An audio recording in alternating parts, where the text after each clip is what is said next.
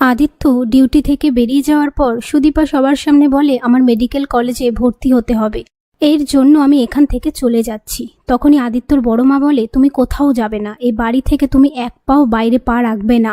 পাশ থেকে বড় মা সুদীপাকে বলে, তুমি আমার বাবা মায়ের কাছে গিয়ে পড়াশোনা করতে পারো, তোমাকে ওখানে গেস্টের মতো থাকতে হবে না, পরে যখন হোস্টেল পাবে তখন চলে যাবে। সুদীপা বলে, তুমি বলেছো এটাই অনেক।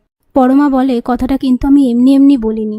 এসব কথার মধ্যে কুন্তলা এসে সবটা শুনতে পেয়ে সুদীপাকে বলে, তুমি আমার সাথে যাবে, আমার আশ্রমে তুমি অনেক যত্নে থাকবে। সুদীপা বলে, আপনি একটু দাঁড়াবেন, আমার বাবার ছবিটা লাগেজটা গোছানোই আছে, আমি নিয়েই চলে আসছি। ওদিকে আদিত্য সুদীপার জন্য হোস্টেলের ব্যবস্থা করে ফেলে। তখনই আদিত্যর ভাই আদিত্যকে ফোন করে বলে, বৌদিকে সবাই মিলে বাড়ি থেকে তাড়িয়ে দিচ্ছে।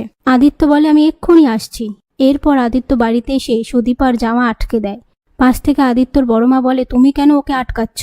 আদিত্য বলে, ও আমার স্ত্রী, আমি ওর স্বামী, তাহলে ওর সাথে তো আমাকেও এ বাড়ি থেকে বেরিয়ে যেতে হয়। তখনই কুন্তলা বলে, ও আমার সাথে গেলে আমার দায়িত্বেই থাকতো। আদিত্য বলে, অগ্নি সাক্ষী করে ওর সাথে আমার বিয়ে হয়েছে, আপনার নয়, তাই ও আমার দায়িত্ব। এসব কথার মধ্যে কুন্তলা কি বলবে বুঝে উঠতে না পেরে বলে, আসলে আমি গণনা করেছিলাম, সুদীপাকে আমার সাথে নিয়ে গেলে তুমি ঠিক আশ্রমে খুঁজতে চলে যেতে। এই বলে কুন্তলা সেখান থেকে চলে যায়। তারপর আদিত্য সুদীপাকে নিয়ে বাইরে আসলে সুদীপা বলে, আমার জন্য হঠাৎ এতটা ভাবলেন? চলেই তো গিয়েছিলেন, যাওয়ার জন্য তো গাড়িটা পাঠিয়ে দিলেই হতো। আদিত্য বলে, আপনাকে এত কথা কে বলতে বলেছে?